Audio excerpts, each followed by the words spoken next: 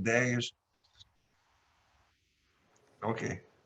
E continuar falando. O que vocês acham? Acham que tá ok essa proposta que a gente fez? Sim? Então tá. Bom, como ele falou, eu sou um dos autores do Role Playing Games de tabuleiro, RPG de tabuleiro do Brasil, com o Desafio dos Bandeirantes em 92, do Caos em 97, Projeto Incorporais. Eu trabalhei com RPG, Educação e Escola desde 1999, ensino fundamental e médio, também educação corporativa, tive na Estratégia Nacional de Educação Financeira, e agora a gente tem um projeto de corporais que tem um jogo ludonarrativo que estamos desenvolvendo uma proposta de tabuleiro. Corporais é porque são cenários abertos que as pessoas podem incorporar suas criações. Bom, mas o astro os astros hoje não sou eu, são Maurício e João. Então, vocês, por gentileza, passam a bola. Quem quer falar primeiro? Maurício, João, quem quer começar? Dois muito educados na porta industrial. Você primeiro, não você primeiro, você primeiro. Bom, eu vou então. Obrigado pela presença, pessoal. Obrigado pelo convite também, né? Muito legal a gente poder falar sobre pesquisas, ainda mais pesquisas financiadas sobre jogos no Brasil. É muito bom que a gente tenha tido mais espaço para isso e que pesquisas muito legais tenham sido selecionadas nesses últimos anos.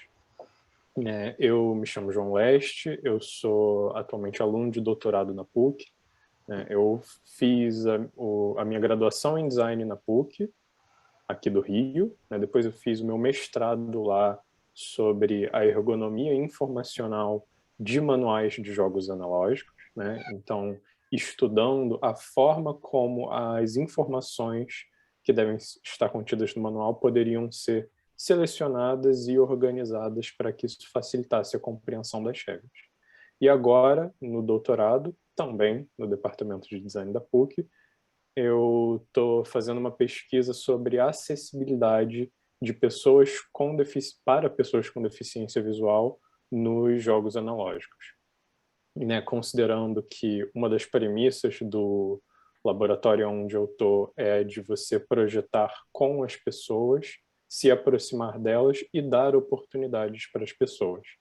E aí, no momento, eu estou com essa pesquisa em andamento e, paralelamente, a gente submeteu, eu e alguns colegas desse laboratório, o nosso projeto para a Gaming Lab.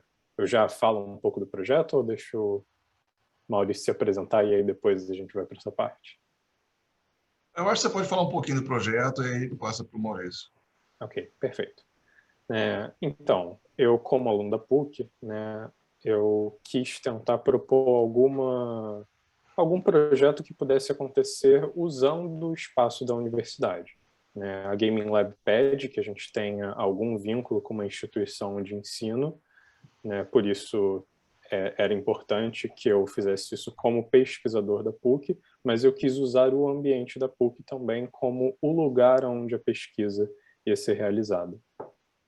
A gente identificou que o NEAM, o Núcleo de Estudo e Ação sobre o Menor, que é um dos institutos da PUC que preza pela inclusão e pelas atividades que incluem jovens da periferia, a gente identificou que eles têm um trabalho muito importante dentro da PUC, que, entre outras coisas, é o programa de Jovens Aprendizes da Periferia, trazendo jovens para se integrar no ambiente universitário que talvez não tivessem essa oportunidade por outras vias.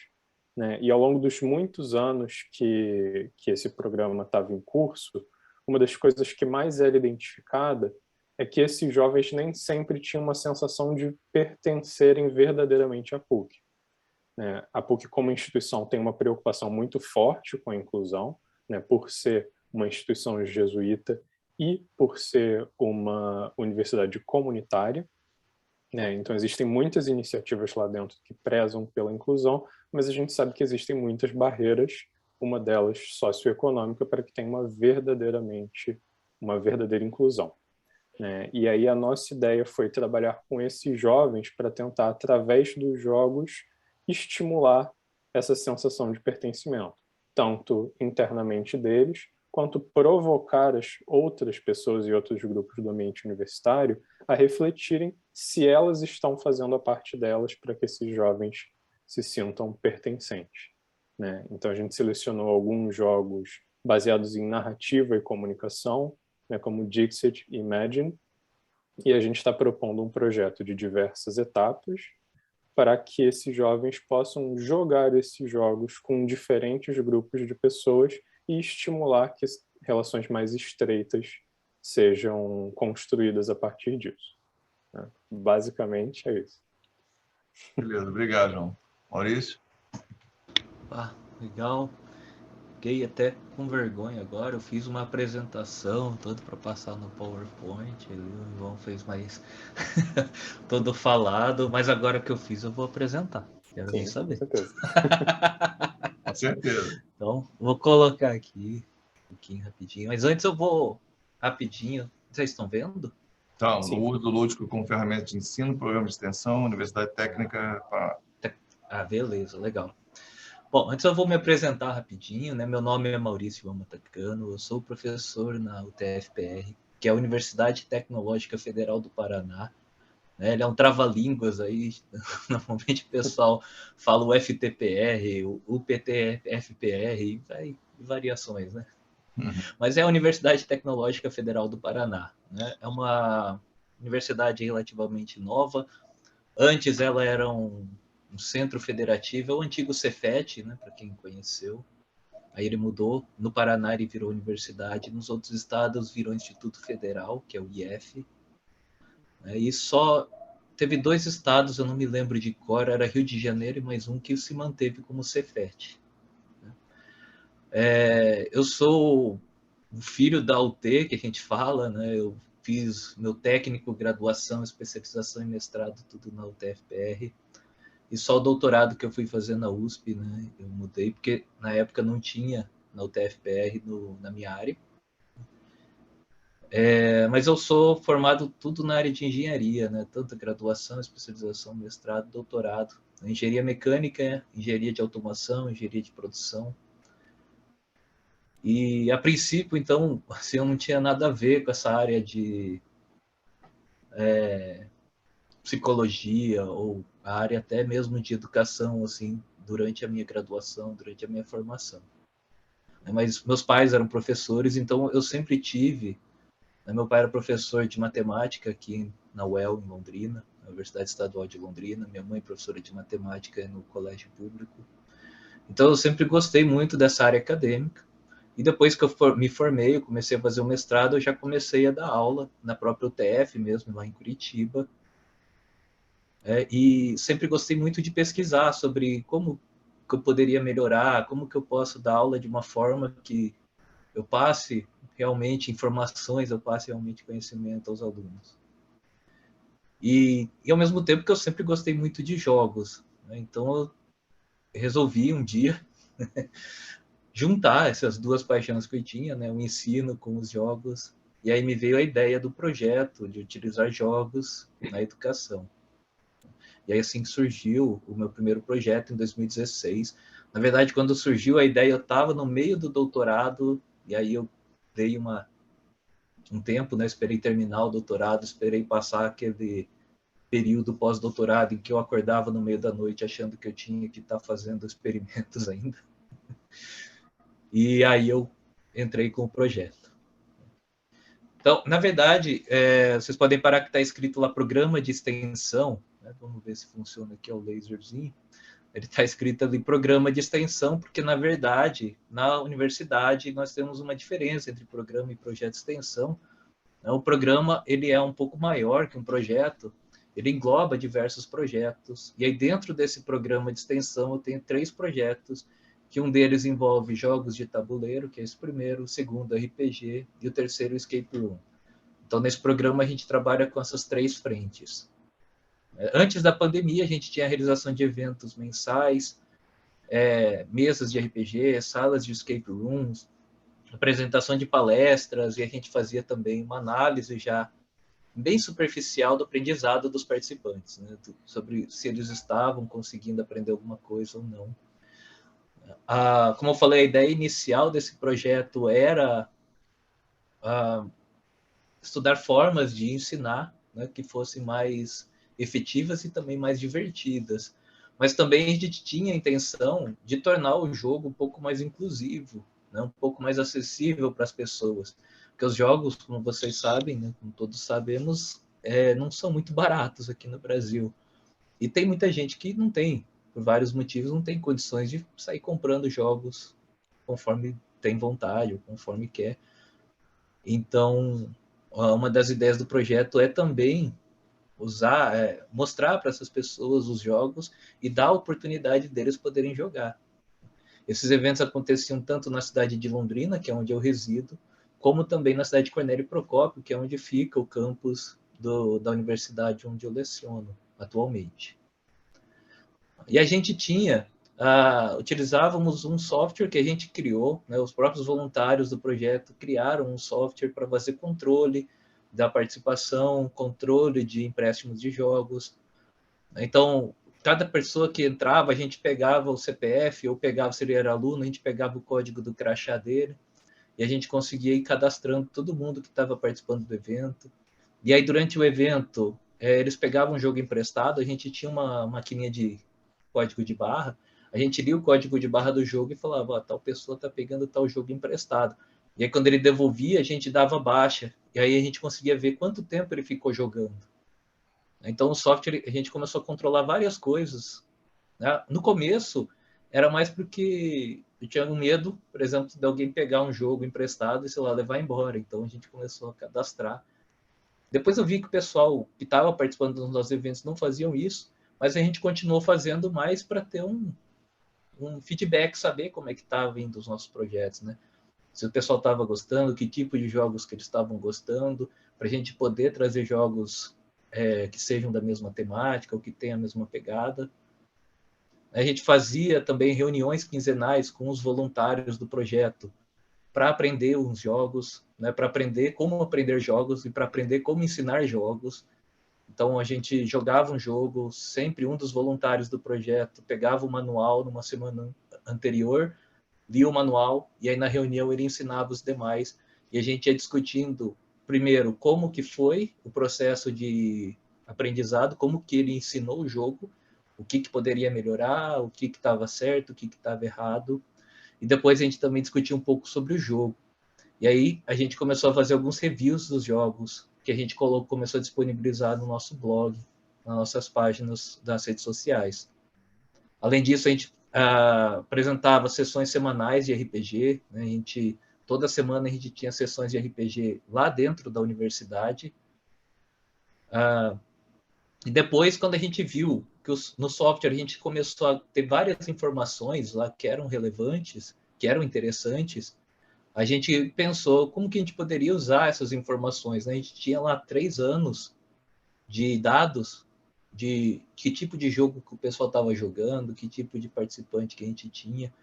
Então a gente começou a pensar como que a gente podia usar um pouquinho mais esses dados que a gente tinha. E a gente, então, criou esse projeto de pesquisa junto com uma professora do Instituto Federal aqui de Londrina, né, o IFPR, que é uma professora da área de psicologia, então, e aí ela sugeriu a gente tentar usar, né, os jogos de tabuleiro, tentar estudar o uso dos jogos de tabuleiro na aquisição e manutenção de habilidades sociais. Além disso, o nosso projeto a gente oferece oficinas, tenta oferecer sempre oficinas para professores, né, para ensinar como que se usam os jogos, para mostrar que dá para se usar os jogos. Eu tento usar os jogos também sempre em sala de aula, e a gente tem também tentado desenvolver alguns jogos. Atualmente a gente está com 4 jogos, um deles já finalizado e 3 em fase final ali de desenvolvimento. Eu coloquei 2 aqui, porque os outros 2 são com empresas, então a gente não pode colocar ali exatamente quais jogos que são, mas no total temos 4. Aqui só para mostrar mais ou menos no que a gente faz, você viu os jogos que eu falei, né? A gente tem várias categorias que nós mesmo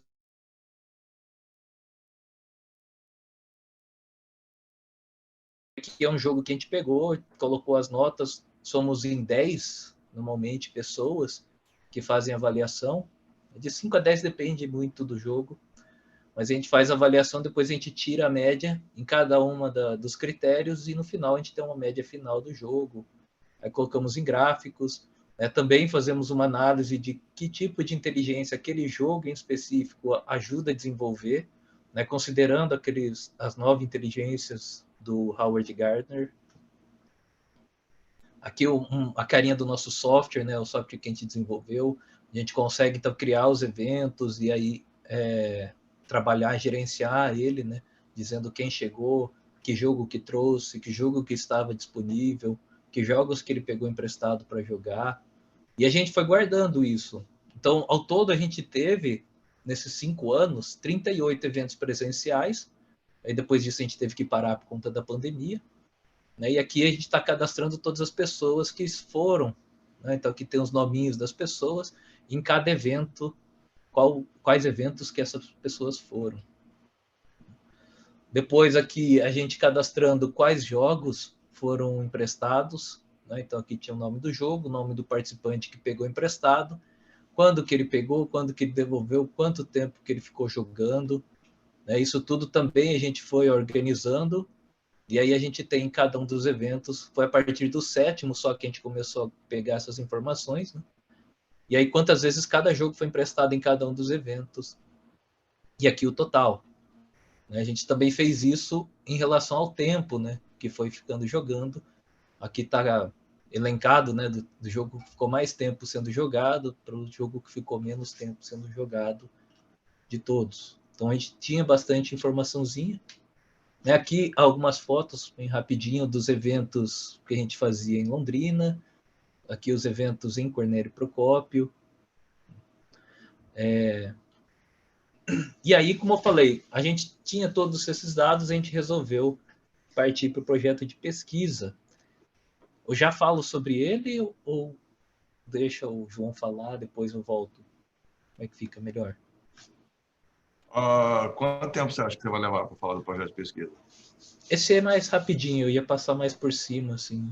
Então, fala logo aí, fecha o seu caso, e se for o caso, retorna para o João. Senão, acho que se ficar um ping-pong, pode ficar complicado para o público se Entendi. entender, né, o que é o trabalho de cada um.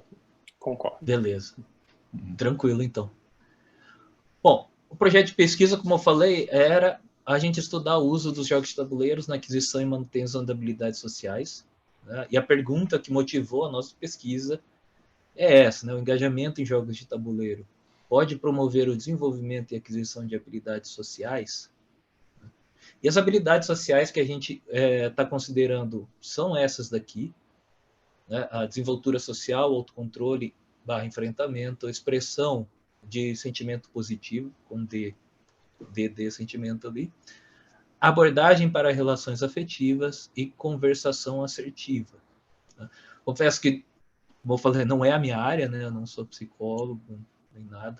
Tá? Essas questões foram mais tratadas pela professora Ariela, que é professora da área de psicologia do IFPR, aqui de Londrina. E tem como objetivos ali investigar possíveis relações entre as habilidades sociais e o uso dos jogos de tabuleiro. Então, para isso, a gente fazia análise das regras e características dos jogos, para analisar as habilidades sociais dos participantes. Nós utilizamos o inventário de habilidades sociais do Delpret, né, que é bastante conhecido na área, né, da psicologia. E a gente aplicava esse inventário, então, nos participantes dos eventos. Essa era a ideia inicial, tá? Só para deixar claro. Medir a frequência e a duração do engajamento dos jogadores em diferentes jogos de tabuleiro e depois, por fim, correlacionar, né, os resultados do índice de habilidades sociais com as medidas coletadas. Isso foi o que a gente mandou lá para a Gaming Lab, né? Esse foi o projeto que foi aprovado, só que a gente mandou isso em final de 2019. Né? Aí no começo de 2020 foi aprovado o nosso projeto na Gaming Lab, a gente foi contemplado ali no edital, tudo. Só que aí começou a pandemia, né? E a gente não conseguiu, então, fazer exatamente isso que foi programado. Até vou pular aqui. Então, acabou o que a gente teve que fazer. A gente modificou um pouco o nosso projeto. Deixa eu só ver aqui. E agora o nosso projeto, o que a gente acabou fazendo? A sorte nossa é que, primeiro, a gente já tinha começado, antes da aprovação até da Game Lab, a gente tinha conseguido ali em torno de 45, 46 pessoas respondendo o nosso inventário de habilidades sociais do Delpret. A gente pegou esses dados, né, que a gente já tinha, e fizemos um outro formulário tentando ver quais são as preferências de jogos dessas pessoas, né? Para tentar ver se existe alguma relação. Então, como eu falei, a gente mudou um pouco, se existe alguma relação entre a preferência dos jogos com as habilidades sociais de cada pessoa. Então, o objetivo ficou um pouquinho diferente e a gente está fazendo agora, então, dessa forma. Então, o que a gente está tentando ver agora é a correlação entre preferência por tipos de jogos, por mecânicas, por estilos de jogos, né, por sistemas, com as habilidades sociais de cada indivíduo. Aí esse novo formulário a gente já passou para vários participantes, desses que tinham respondido o inventário do Delpret, e dos 46, 47 que tinham respondido, até agora uns 25, 26 responderam, né? Um pouquinho mais do que 50%. Mas é isso. Você está buscando uma correlação entre o tipo de jogo e a composição e nível de habilidades sociais do jogador, não é isso? Isso, exatamente. Okay. Eu acho que é o que dá para fazer no meio dessa pandemia, né? Não dá para fazer outro. Você está com suporte de psicólogo em algum momento, departamento de psicologia? Sim. Então, como eu falei, tem a professora Ariela, ela é professora na área de psicologia e ela está com alguns alunos bolsistas que estão ajudando também. Okay. All right. Mas, então, é isso. Muito obrigado. Meus contatos para quem quiser. E... Opa, deixa eu fechar aqui. Pronto. Opa. Bela apresentação. Gostei do PowerPoint. Muito obrigado. João, você quer retomar? Tem alguma coisa que você quer acrescentar? Eu vou pegar uma carona em uma das últimas coisas que o Maurício falou para falar que a minha pesquisa, por outro lado, ela foi planejada já durante o momento da pandemia, né? Então, as questões de adaptar métodos e pensar na situação da pandemia, elas estavam muito entrelaçadas com o planejamento do projeto como um todo. Eu vou apresentar aqui uns slides rapidinho também, só para explicar um pouco de como que foram essas etapas, né, o que a gente considerou.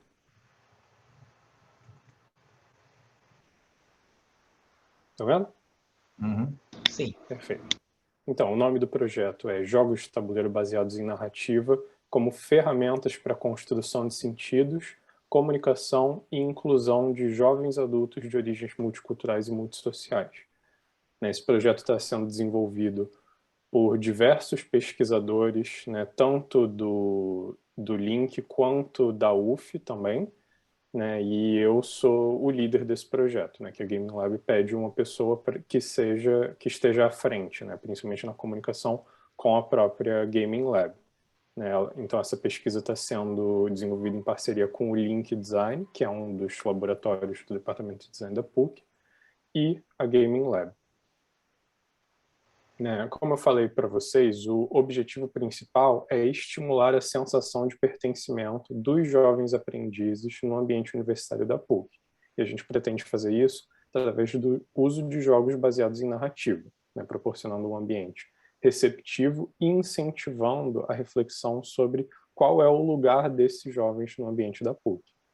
A nossa premissa é que, ao jogarem esses jogos baseados em narrativa e comunicação, os participantes vão desenvolver uma variedade de habilidades, a exemplo da comunicação, mas que, além disso, as experiências de jogo vão auxiliar na criação de laços mais significativos entre esses jovens aprendizes, que nem sempre se sentem verdadeiramente parte do ambiente universitário, e as outras pessoas, né? E que a partir dessa sensação de pertencimento, eles vão ter experiências mais proveitosas como jovens aprendizes na PUC, né? As metodologias que a gente está aplicando são a coleta de depoimentos em vídeo, entrevistas semi-estruturadas qualitativas e análise de conteúdo, né? O referencial teórico que a gente tem é análise de conteúdo, abordagens qualitativas de pesquisa em educação e o catálogo de jogos educativos da Galápagos, né? Que trata do desenvolvimento de inteligências por meio dos jogos,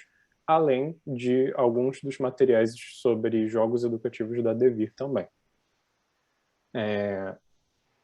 A gente selecionou vários jogos do catálogo de jogos educativos da Galápagos, né, por entender que esses jogos, baseados em narrativa e comunicação, desenvolvem habilidades muito importantes para esses jovens, né, em especial a linguística, intrapessoal e interpessoal. Tem alguns outros jogos que a gente selecionou também, por a gente ter entendido que eles desenvolvem habilidades parecidas, mas esses são os que a gente tirou direto do catálogo da Galápagos, né? A gente fez um cronograma de projeto, né? E aí eu acho importante salientar principalmente aqui as fases de jogo e coleta de relatos em experiência, que foi a principal que a gente teve que planejar em função da pandemia, né? Como a gente não sabe ao certo o que vai acontecer, né? Como que vai estar a situação sanitária do Rio de Janeiro, se a PUC-Rio vai retornar às aulas e quando, a gente planejou fases que fossem progressivamente mais sociais, né? Então começa com as experiências de jogo desses jovens aprendizes com seus familiares, né? A gente emprestando os jogos para que eles possam jogar em casa, né? Porque são as pessoas com quem eles já habitam, né? Então a gente não estaria expondo ninguém a riscos além do que eles já correm naturalmente. A segunda fase seria jogar com colegas do próprio NEAM, porque alguns encontros periódicos eventualmente vão começar a acontecer, e como eles já teriam que se encontrar, a gente vai aproveitar esse momento para ter as experiências de jogo. E aí, por fim, quando as atividades acadêmicas voltarem, a gente poder ter as experiências de jogo entre os jovens aprendizes e os outros grupos da PUC, né? Depois a gente vai ter as fases de revisão, em que a gente vai ver, coletar os relatos desses jovens e analisar eles, né? Ver o que eles entenderam que foi positivo dessas experiências de jogo e se de fato a gente atingiu o objetivo que a gente pretendia. E por fim, naturalmente, a fase de documentação, onde a gente junta tudo isso para ter, né, os entregáveis do projeto, né? E outra coisa muito importante que a gente fez foi considerar o caráter social desse projeto no momento em que a gente ia decidir aonde alocar essa verba, né? Então a gente dividiu em 5 eixos principais aonde a gente ia alocar a verba recebida. Primeiro foi em adquirir os jogos educativos, né, majoritariamente do catálogo da Galápagos. Segundo, adquirindo os equipamentos necessários para conduzir esse estudo, né, principalmente notebooks e câmeras de filmagem, mas também comprar as licenças dos softwares que a gente ia precisar usar. Terceiro, a segurança dos participantes, né? Então a gente poder fornecer equipamentos de proteção individual e também produtos de higiene pessoal, né, para que quando venham a acontecer encontros presenciais, quando isso for seguro, a gente possa ainda respeitar, né, diretrizes de segurança necessárias para que, mesmo que a gente queira fazer o estudo, isso aconteça respeitando a segurança de todo mundo, né? Quarto foi subsidiar, ou pelo menos dar uma ajuda de custo no transporte, porque se a gente se propõe a trabalhar com jovens da periferia e muitas vezes em situação de vulnerabilidade social, a gente tem que entender que parte do que a gente tem que oferecer é um apoio, né, para subsidiar o transporte e também a quinta parte, que é a alimentação, né, porque o ambiente da PUC, apesar dele ter muitas estratégias para ele ser inclusivo, a gente entende que custear a alimentação desses jovens vai gerar uma melhora significativa na qualidade de vida, que também vai ter um impacto positivo durante o jogo, as experiências de jogo. né? E basicamente isso é o que a gente planejou para o projeto em função dessa situação de pandemia. Eu também, sendo filho da PUC-Rio, né, fiz meu mestrado e doutorado lá, posso garantir que comer lá não é barato. Então, você come naqueles treinos lá de fora. Eu vi que tanto você quanto o Maurício pegaram como referência as inteligências múltiplas do Gardner. É um referencial que eu gosto, eu também gosto muito de trabalhar com o Ausubel, da inteligência, aprendizado significativo, aprendizado mecânico, mas eu queria saber como é que foi essa opção pedagógica pelo Gardner? Por que vocês escolheram o Gardner como referencial? Ou outra pessoa escolheu para vocês? Por que vocês acharam que ele casa bem com os jogos? Só coincidência que me chamou a atenção. No meu caso, foi coincidência. Eu procurava, como eu falei, eu ficava procurando formas de ensinar, né, de educação, e eu era um pouquinho contra, ainda sou um pouco contra essa uso excessivo e exclusivo de avaliações, assim, provas, né, no caso. Então, eu procurava outras formas de fazer avaliações. E aí que eu comecei a conhecer outras coisas e eu me deparei com Howard Gardner. Então, foi assim, meio que por um acaso. Eu Então, quero dizer que a avaliação é fundamental para você ver se os seus objetivos estão sendo alcançados. Mas avaliação não quer dizer prova. É basicamente esse é o meu ponto, né? E aí eu acho o Gardner uma escolha interessante nesse sentido. O último livro dele que eu li, a introdução dele, assim, essa é a minha teoria e eu não sou responsável pelo que as pessoas A, B, C, D e E fizeram a partir dele. Faz uma escapada pelo lado. Mas, João, desculpa você falar. Vou dar uma volta, mas para chegar onde você perguntou um pouquinho. Esse não é o primeiro projeto que eu enviei para Gaming Lab, né? No ano anterior, eu também tinha enviado um que não foi selecionado. E aí, depois de ter entrado no doutorado e ter produzido esse projeto, eu até entendi por quê. Né? Porque foi muito importante a gente ter uma equipe robusta de pessoas, cada uma com seus pontos fortes para fazer um projeto que de fato fosse ser significativo, né? Então, muitas pessoas do Link, né, do meu laboratório de pesquisa, se ofereceram e cada uma trouxe as suas referências, né? Trouxe coisas que entendiam que poderiam ajudar, né? Que é uma coisa que me faltou no primeiro ano que eu enviei o projeto. Então, a questão, né, das múltiplas inteligências, do desenvolvimento de inteligências através dos jogos, isso foi trazido pelos outros membros, né, que foi, assim, eu particularmente achei uma coisa muito feliz, né, porque eu entendo que a gente está trabalhando com, vamos chamar de situações da vida real, né, não é simplesmente uma questão de sala de aula, aprender um conteúdo e reproduzir ele num exame controlado, né? Mas a gente quer desenvolver habilidades para que as pessoas naveguem no mundo, dar ferramentas a elas. Então, essas referências que a gente escolheu, a gente entendia que estavam alinhadas com isso, né? Dar ferramentas para que as pessoas pudessem navegar a vida delas, né? O mundo real. Respondi? Respondeu. Bom, eu acho que agora seria interessante a gente abrir para quem está nos assistindo para fazer perguntas, pode fazer aqui direto pelo chat, que eu repasso. E aí a gente vê aqui. Vamos abrindo agora para perguntas do público. É interessante que o João comentou até a questão da equipe, né? Porque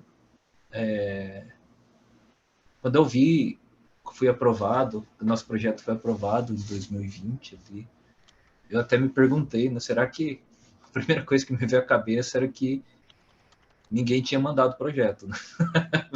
Eles tinham que escolher 5 mandaram, por isso que me escolheram, né? Mas depois eu fiquei sabendo que teve bastante gente, só do Brasil, acho que foram 20 e poucas. E aí eu fiquei me perguntando, por que será que o meu projeto, né, será que ele era tão melhor que o outro? Né? Eu não acho que era, né? Mas uma coisa que realmente o nosso projeto tinha de diferencial que eu percebi era o grupo, né? A gente tinha um grupo bem diverso, bem, como o João falou mesmo, bem estruturado, cada um na sua área, né? Eu até me senti mal depois que eu vi a apresentação do João, porque ele colocou o nome de todo mundo e eu muito egoístamente pus só o meu ali. Mas, em minha defesa, eu fiz ontem à noite ali. Eu fiz meio Porque correndo ali, não pensei muito, mas temos, como eu falei, a professora Ariela, do IFPR, que é a professora de Uhum. psicologia, temos 2 professores de física, um da UEL, outro da UTFPR, e temos um professor de biologia também no nosso grupo. Então, um grupo bem diverso e bem conciso. Eu acho que isso Vou... faz bastante Desculpa, diferença. não. Desculpa, pode falar, João. não, chegou uma pergunta aqui: qual é a Ah, experiência de vocês com editais de agências de fomento à pesquisa? Pode falar, João, eu te cortei agora. é. Antes de responder, não, só que você me lembrou, né, de uma coisa que eu reparei aqui, que faltou o nome de uma pessoa que entrou no projeto depois de eu ter feito a apresentação, que é a Juliana Bittencourt, que é uma aluna da UF que entrou através do orientador dela, que faz parte do projeto, né, e ela vai ser uma edição muito boa para a equipe, porque o mestrado dela está trabalhando com questões relativas aos jogos e às inteligências. Né? Mas falando aqui da Renata, a pergunta da Renata, né, qual a experiência que a gente teve com editais de agências de fomento à pesquisa, a única experiência que eu tive foi a partir de questões de bolsa, né, quando eu me candidatei à bolsa da FAPERJ durante o mestrado.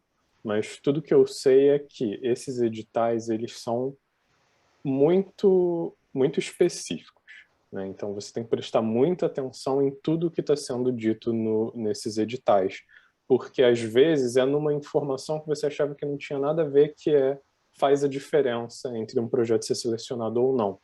Por exemplo, isso eu não sei se eu perdi ou não na primeira vez que eu mandei o projeto para Gaming Lab, mas o meu projeto ele não tinha caráter nenhum social. Ele estava alinhado com o meu mestrado, que era para avaliar as questões da organização das informações dentro do manual. Uma coisa bem técnica, vamos dizer assim. E aí, lendo o edital para mandar esse projeto que foi aprovado, lá estava escrito, né, que eles tinham um grande interesse por projetos com viés social, que eu entendo que fez toda a diferença nessa proposta que a gente enviou. Ela era não só considerável, mas era centrada em questões sociais, né, de dar as ferramentas e de proporcionar um espaço acolhedor para esses jovens da periferia dentro do ambiente da PUC. Maurício? É isso. Isso realmente também.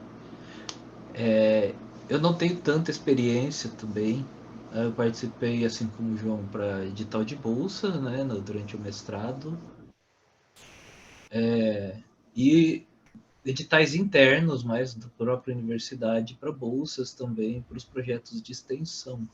Mas como eu participo quase não, todo ano eu participo desses editais para as bolsas, dos projetos de extensão, eu tenho esse costume de sempre prestar muita atenção no que o João falou, né? O que está escrito lá no projeto, no edital. Eu normalmente até eu pego, isso talvez seja uma dica, não sei. Eu faço dessa forma e acho que tem dado certo. Eu pego quando tem no edital assim, critérios de avaliação. Eu pego todos os critérios de avaliação e falo, vai avaliar isso, isso, isso. Eu pego e coloco explicitamente isso lá no texto. Né? Ele fala, eu vou avaliar se tem um caráter social, daí eu coloco lá no texto caráter social e eu explico qual que é o caráter social do projeto. Né? Eu tento fazer dessa forma para ficar mais fácil, né? A avaliação e para talvez ter uma Isso pontuação maior. Isso é muito importante, na verdade, né? Porque a gente não sabe quantos projetos foram enviados e quantos projetos vão ter que ser lidos em qual prazo de tempo exatamente, né? Então, se a gente facilitar que as informações importantes sejam percebidas, a gente tem mais chances, né? Se você enviar um bloco de texto assim de 2 páginas explicando os 5 critérios que estão sendo avaliados, talvez uma pessoa que só vá ter tempo de assim fazer uma leitura dinâmica não vai pescar todos os pontos que você teria que falar. Se você tiver as coisas bem delineadas, né? Um texto bem estruturado falando, o critério tal, a gente considerou isso. O critério X, a gente considerou isso. O critério Y, a gente considerou isso. É muito mais fácil para que o seu projeto seja entendido também, né? E outra coisa é conheça a instituição do edital também, porque o edital ele passa as informações mais objetivas, mas existem informações subjetivas também, né? Isso é importante para qualquer processo, né? Se você conhecer a pessoa com quem você está dialogando, você consegue entender do que é importante para eles. Boa dica dos dois. Não é à toa que você pesquisou manual, né, João? O design da informação está aí perfeito. Mas, sim, o critério objetivo, mais presente, de certa maneira, nas ciências sociais aplicadas e nas engenharias, que é isso mesmo. Eu já tive que fazer avaliação de projetos. Quando vem assim, exatamente, você pode pegar de um lado o edital, do outro projeto, né, e fazer uma comparação rápida, favorece a sua leitura do que você tem que ficar procurando dentro de um texto mais discursivo, onde é que está os critérios de avaliação. Porque até quando você que fez a primeira avaliação vai ter que defender a sua seleção para quem quer que esteja te chefiando, você tem que poder justificar. Então, eu escolhi esses projetos por isso, por isso, por isso. Às vezes, pegando um pouco que você pegou, mas você parece que falou a chamada síndrome do impostor. Será que eu mereço estar aqui e tal, o projeto? Mas, às vezes, tinha um projeto que talvez fosse tão bom quanto, mas não soube se expressar, né? Objetivamente falando, né, a melhor coisa para um grande pensador ou pensadora é pensar numa boa frase. Enquanto algumas pessoas estavam pensando a mesma coisa que o Descartes, ele falou, penso, logo existo. Aí, tum, virou a referência, mesmo tendo pessoas tão boas quanto ele. Então, concordo também com o que o João falou, você tem que conhecer a instituição tanto quanto possível e avaliação. Eu acho importante verificar os critérios do edital e depois, quando você for prestar contas, na minha experiência, tenta deixar bem claro o que você gastou onde, guardar os recibos, manter aquilo bem feito, porque eu já vi várias vezes pessoas desesperadas quando chega a prestação de contas, porque a parte de recibos ficou toda bagunçada, aí não se entende, aí não acha o cheque. Eu já fui algumas vezes, literalmente na FAPERJ, usando minha graduação de administração, explicar, não, aqui foi para o sistema de caixa, aqui foi para o sistema de competência, aqui foi não sei o quê. E eu consegui explicar para o avaliador, que era contador, tirando o desespero do professor, que, de toda formação em humanas, não tinha nenhuma noção objetiva dessas questões financeiras, né? Então, é importante estar com esses critérios também para você poder explicar suas despesas bem organizadinhos na hora, para você poder, nesse final do projeto, né, que tudo corra bem. Sim. Cláudia tem uma pergunta ali. É isso que eu ia falar. Mais difícil para as informações melhor. Podia ter cuidado para dona trabalho. A Cláudia mandou uma pergunta lá. Como que a gente fica sabendo desses editais, né? Tá lá em cima, ok. Eu, particularmente, faço parte de um grupo incrível chamado Ludus Magisterium, e o Maurício está lá também, e lá eles são craques em ficar sabendo dessas coisas. Então, muita coisa eu fico sabendo por lá. É mandado lá, mas, assim, o que a gente, na verdade, tem que fazer é correr atrás, né? Saber quais são as empresas ou instituições ou, enfim, escolas que fazem editais e checar, porque nem sempre a gente vai ter pessoas incríveis para vir contar para a gente o que está acontecendo. Até quem não faz parte do grupo, sugiro procurar. Tem Facebook, Instagram, Ludus Magisterium, né, e o pessoal lá é incrível mesmo, né? Mas eu fiquei sabendo antes de conhecer o Ludus Magisterium, né? Que eu conheci em 2020, durante a Gen Con, o Ludus Magisterium, só que foi antes da Gen Con, assim, no começo do ano já que eu conheci, que eu fiquei sabendo, mas eu fui atrás, né? Como o João falou, eu ia pesquisando se não tinha alguma coisa, procurando, e aí eu caí na página da Game Lab e fiquei sabendo. É mais desse jeito. Mas daí agora com a Ludus ali facilita bastante. Quando abriu de novo o edital da Game Lab, eles avisaram lá tudo, né? De novo. Tem outra pergunta sobre grupos de pesquisa para participar, né? Olha, na minha experiência, sempre facilita, né? Então, você está participando de grupos de pesquisa, é mais fácil conhecer outras pessoas pelo Brasil, trocar informações, trocar pesquisas. Aí a Ludus também pode ser uma referência para te ajudar a encontrar grupos de pesquisa no CNPq. Eu sei que tem na PUC-Rio, tem na Universidade Federal de Juiz de Fora, tem na UESC, tem em diferentes lugares pelo Brasil. Eu acho que a Ludus é uma boa referência. Especificamente com jogo tabuleiro, bom, esse da Universidade Federal de Juiz de Fora tem entre os vários jogos que vê jogos de tabuleiro, mas acho que aí o João Maurício pode falar mais. Vocês conhecem? Eu particularmente conheço um grupo de pesquisa que deixa eu só pegar o nome aqui para não falar besteira. Prisma Game Lab da PUC, né, que é uma equipe de estudantes da PUC que desenvolvem jogos digitais e jogos analógicos. Né, eles têm essa proposta, né, de desenvolver como parte de uma atividade dentro da universidade. Eu diria, assim, não é porque eu faço parte, mas que o Ludus Magisterium é o melhor grupo que eu já encontrei, né? Porque lá a gente tem pessoas muito antenadas, muito interessadas, muito propositivas. Né? É um grupo específico para pesquisa de jogos analógicos, né? Com um viés da educação, né? O que eu acho que é muito legal e proporciona um lugar para que tenham trocas muito interessantes. Eu diria que, assim, não é fundamental participar de um grupo para participar de algum tipo de edital assim, no sentido de que se você não fizer, você não vai poder nem participar. Mas eu diria que é fundamental, um pouco na linha do que o Carlos falou, né? Que ali você vai estar dialogando com as pessoas e se desafiando também, né? Aprendendo coisas novas. Então, se você não está em nenhum grupo, não está em diálogo com outras pessoas, isso não vai te alavancar, né? Você como pessoa, como pesquisador ou pesquisadora. Exatamente. Eu não sei se a Flávia está se referindo a grupos de pesquisa do CNPq, acho que né? Ela colocou até do CNPq. Eu, por exemplo, não faço parte de nenhum grupo de pesquisa no CNPq de jogos de tabuleiro. Né? Minha área, como eu falei, é toda da engenharia. Eu faço grupo de pesquisa na área de engenharia de produção ali. Não tem nada a ver. Né? Mas isso não me impediu de participar ali do edital, não me impediu de nada nesse sentido. Né? Agora, o Ludus Magistério não é um grupo de pesquisa da CNPq, né? Mas, como o João falou, assim, tem muita gente lá.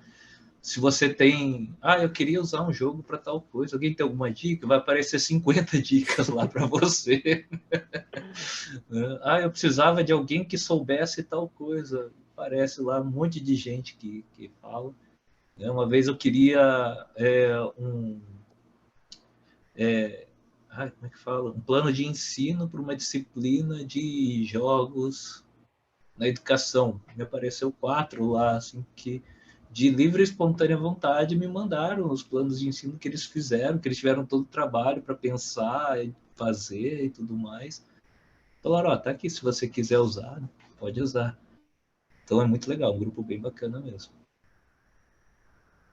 Tem uma troca A área muito de jogos intensa ela de tem essa informações. característica, né, que é difícil você ter um departamento de jogos numa universidade.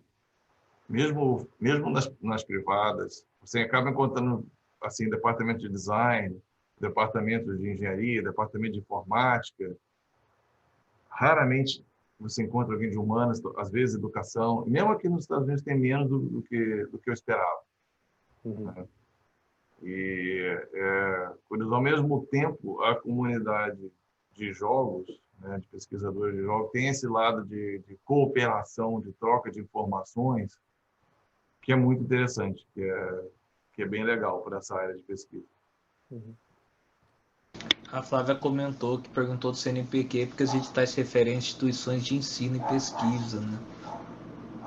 Mas eles nunca, pelo menos quer dizer, nunca, né? Eu falo nunca, mas só participei fora de edital interno, eu só participei basicamente da Gaming Lab, né? Ah, não, tem os da Fundação Araucária, mas eles nenhum deles exigia grupo de pesquisa do CNPq, pelo menos. Você tem que ter um vínculo com uma instituição, né? Isso. E aí, mas assim, por exemplo, o meu vínculo para esse projeto é com a PUC. E não importa se eu estou no laboratório X ou Y para participar do edital. Eles só precisam que eu tenha um vínculo com a PUC. O que importa de participar especificamente do meu laboratório, especificamente do meu departamento, é a abordagem que a gente vai ter. Mas isso não é critério para você poder se candidatar.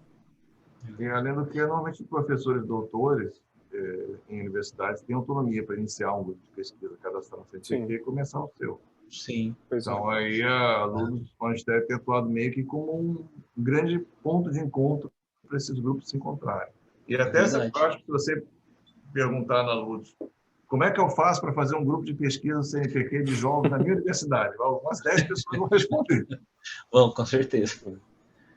Porque, se você for pensar em editais de fomento para pesquisa mesmo, os do Brasil, da CAPES, ou até da Fundação Araucária, normalmente, quando é para pesquisa, eles realmente pedem que você faça parte de algum grupo de pesquisa relacionado ao tema que você vai pesquisar, né?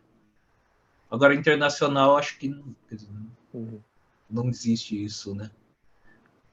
Mas é que, como eu falei, eu só participei, o único que eu participei foi esse da Gaming Lab, e os outros eram para projetos de extensão e não de pesquisa. Então tem os de projeto de extensão da Fundação Araucária, mas como é para extensão, eles não exigem o grupo de pesquisa. Carlos, como que a gente está de tempo?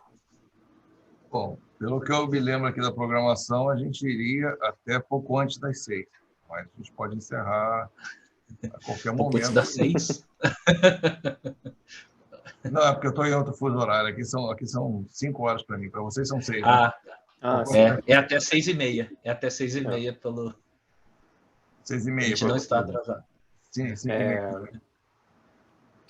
Então, queria falar uma coisa que eu lembrei agora, né, que eu falei de conhecer a empresa ou a instituição que está publicando o edital, mas é importante conhecer a sua instituição também, né, porque não diria um problema, mas um pequeno percalço que a gente teve é que depois de ter o projeto selecionado, né, e toda a divulgação da Gaming Lab, etc., a gente teve que ir atrás de, ok, fomos selecionados. Agora, dentro da PUC, como que a gente oficializa isso? Então, tem que entrar em comunicação com o setor jurídico. E não é qualquer pessoa que pode dar entrada num processo. Então, tem que descobrir quem dentro do seu departamento pode fazer isso. E aí, falar com essa pessoa para explicar o projeto, para ela poder dar entrada, para ter o acompanhamento do jurídico e como que opera o setor jurídico da sua instituição. Porque na PUC tiveram uma série de questões, inclusive éticas, porque a PUC é muito preocupada com a ética nas pesquisas. Então a gente teve que fazer pequenas adaptações, mudar algumas técnicas e tudo mais, a pedido do setor jurídico, sabendo quais são os requisitos éticos de um projeto. E aí talvez se a gente tivesse iniciado isso um pouco antes, né, pelo menos a coleta de informações, já estaria tudo finalizado, porque agora a gente está na parte final da oficialização, né, do projeto, né? Ele ainda não começou de fato. A gente teve isso também um ano antes, no começo de 2019, a gente já tinha começado com o processo todo do comitê de ética e tudo mais, que demorou, foi quase o ano inteiro para a gente conseguir isso. Só que então, quando saiu o edital da Gaming Lab, por sorte, a gente já tinha isso pronto. Até por isso que a gente já tinha começado as coletas antes mesmo, né? Alguma coisa, antes mesmo de sair o edital. Outra coisa que eu não comentei, que eu esqueci de comentar, em relação, quando eu falei lá que a gente estava começando a estudar agora, a gente mudou um pouquinho o foco do trabalho por conta da pandemia, que agora a gente vai começar a estudar se existe alguma preferência entre mecânicas, né, quando a gente tem habilidades sociais diferentes, né, desenvolvidas diferentes em cada pessoa. Quer dizer, a relação entre as habilidades sociais com os jogos preferidos, né, a gente começou a pensar como que a gente vai, o que a gente vai relacionar, né? O jogo não dá, né? O jogo em si, porque um jogo é diferente do outro. Então a gente pensou em relacionar as mecânicas. Daí a gente falou, de onde que a gente vai pegar essas mecânicas? Vamos pegar da Ludopedia, que já está tudo lá pronto, é tudo certinho. Daí a gente pegou ali e viu que tem jogo que não tem mecânica nenhuma lá cadastrado dos jogos que a gente tinha. Tem jogo que não tem nenhuma. Explica melhor o que você está querendo entender por mecânica, para ficar claro para todo mundo. Ih, vai gerar bafafá. Então, depois. aí que vai. É uma mecânica? Aí que começa a história. Aproveitando que você é da área de mecânica. Isso. Aí que vem a história, né? Então, a gente pegou assim, então vamos ver na Ludopedia. Aí, como eu falei, tem jogo que nem tem mecânica cadastrada. E tinha jogo, por exemplo, Tetris e Tetris... Não, Tetris. Jenga e Jenga Tetris. Um tem uma mecânica, outro tem outra, mas é o mesmo, basicamente o mesmo jogo. O Timeline aconteceu a mesma coisa. Uma timeline tinha uma mecânica, outra timeline tinha outra. Tipo, é o mesmo jogo, só muda o tema, né? Aí a gente falou, vamos pegar de outro, então, vamos pegar do BGG, né, Board Game Geek, que eles são os próprios criadores dos jogos, normalmente que colocam lá o jogo, põem as mecânicas. E aconteceu a mesma coisa. Se eu não me lembro, de novo foi no Timeline, tinha um Timeline que tinha uma mecânica e outro Timeline tinha outra. E aí a gente pegou e conversou com o pessoal das Modê, né, que são uma das empresas ali que por trás da Gaming Lab, né? A gente conversou com o pessoal das Modei, e aí um dos caras que a gente conversou falou assim, eu não sou muito a favor do sistema, do que eles consideram mecânica lá no BGG, eu acho que é diferente, aquilo ali tá errado. É uma discussão enorme. É uma Ok, discussão enorme. nosso tempo está encerrando. Vamos partir agora para as considerações finais. Né? Pode ser. Maurício, já que a bola está contigo, eu passo para o João e a gente encerra. Beleza. Tá. Não, só para encerrar rapidinho agora essa conversa que a gente teve, então daí a gente começou uma outra pesquisa que é começar a definir o que é uma mecânica de jogo. Que é exatamente a pergunta que você fez. Então a gente está escrevendo junto ali um tema artigo, pouco polêmico e tudo. Um tema pouco polêmico do que é mecânica de jogo, o que é só característica, o que é sistema e etc e tal. Mas beleza. Bom, pode falar. Não, eu vou falar minha consideração final. Então, essa vai ser a sua próxima pesquisa, né? Isso, é que tá rolando agora. Mas tá bom. Então... Minha consideração final? Ok. Depois eu faço a minha. Eu acho que, assim, uma coisa que o meu laboratório defende muito é que a gente não pode separar a pessoa da pesquisa que ela faz. Né? Então, quando eu produzo uma pesquisa, quando eu proponho um projeto, sou eu fazendo isso. E aí eu entendo que o meu papel como indivíduo e pesquisador é propor pesquisas e projetos que vão ter algum impacto positivo no mundo. O primeiro projeto que eu enviei, ele talvez fosse interessante, talvez fosse ter frutos legais, porque eu acredito que seja um tema interessante. Né? Como que você organiza bem as informações dentro de um manual? Se eu não achasse interessante, eu não tinha feito mestrado sobre isso. Mas que bem isso ia gerar para o mundo, né, quando eu propus isso. E agora, em retrospecto, eu vejo que não muito. Né? Tem alguns benefícios indiretos que podem acontecer, talvez os manuais melhorem um pouco, as pessoas consigam ter umas experiências do jogo um pouco melhor, Mas acho que no momento que a gente está vivendo, né, a situação que a gente vê no país e no mundo, tem muitas outras questões que são um pouco mais urgentes e que precisam um pouco mais da nossa atenção. Então eu fico muito feliz que editais como a Gaming Lab tenham uma proposta, pelo menos tiveram, né, nos últimos 2 anos, mais sociais e que desafiam a gente a pensar qual é o impacto positivo que os jogos podem ter no mundo real. Quem a gente pode ajudar com jogos? Para quem a gente pode dar oportunidades com jogos? Que ferramentas a gente pode dar às pessoas através dos jogos, né? E a minha dica para vocês é que, no momento, esse é o melhor jeito de vocês proporem pesquisas e projetarem jogos, né? Pensem qual é o bem que isso vai gerar para o mundo, porque as pessoas estão prestando atenção nisso, né? Então, acho que, para mim, isso é o mais importante. Pensem nas pessoas e o que vocês querem trazer de bom para o mundo com as suas pesquisas. Maurício, quer falar mais alguma coisa? Legal.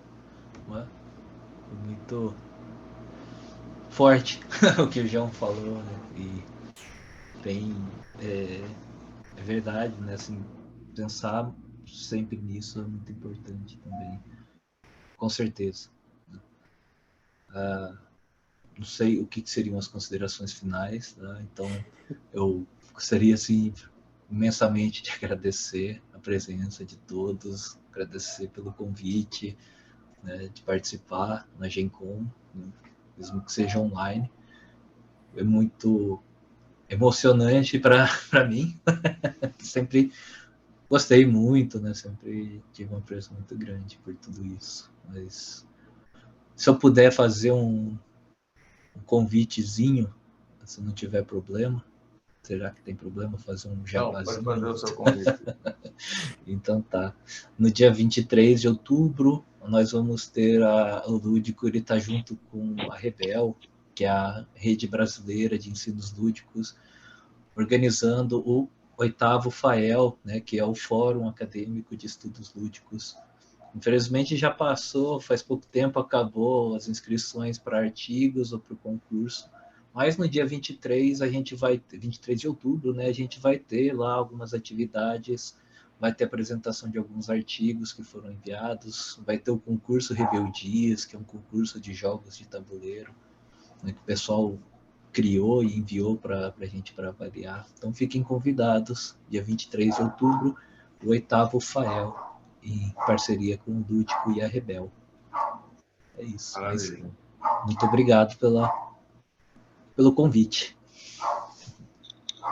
Então, encerrando aqui, eu agradeço mais uma vez o convite, a oportunidade de estar aqui, conversar com vocês. Foi muito bom conhecer o João, o Maurício, para que a gente mantenha contato, continue trocando figurinhas sobre nossas pesquisas.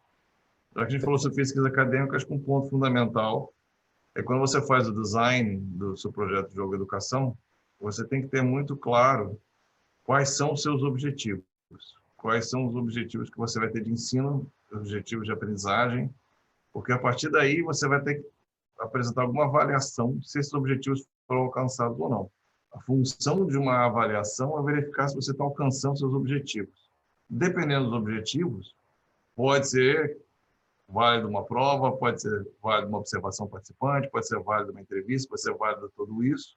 Então, é isso que vai dar sustentação ao seu projeto. Onde eu quero alcançar, e aí quero chegar, perdão, e aí entram as considerações sociais e humanistas que o João trouxe, e a partir daí como eu vou verificar se eu consegui ou não. Esse que é o ponto. Então, acho que esse é um aspecto fundamental. Se estiver presente de forma clara no seu projeto, o que você quer fazer, como você vai medir e como você prova que você consegue fazer, tem mais chance do seu projeto ser aprovado. Então, a gente encerra por aqui, né? E foi um prazer estar com todo mundo. Até a próxima. Tchau, obrigado. Até logo, pessoal. Valeu por tudo. Quem quiser abrir a câmera para dar um tchau aqui, para pelo menos vocês verem quem estava assistindo vocês, fique à vontade.